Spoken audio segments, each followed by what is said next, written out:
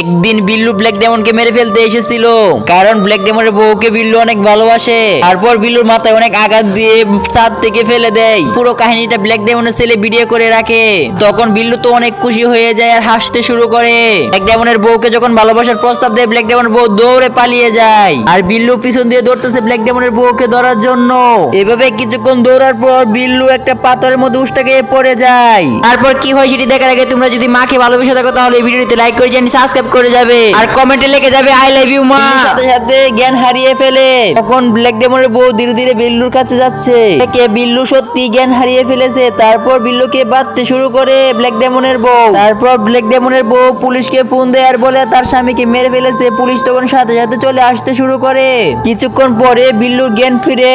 তখন বিল্লু বুঝতে পায় বিল্লুকে বেঁধে রেখেছে আর পুলিশকে খবর দিয়েছে।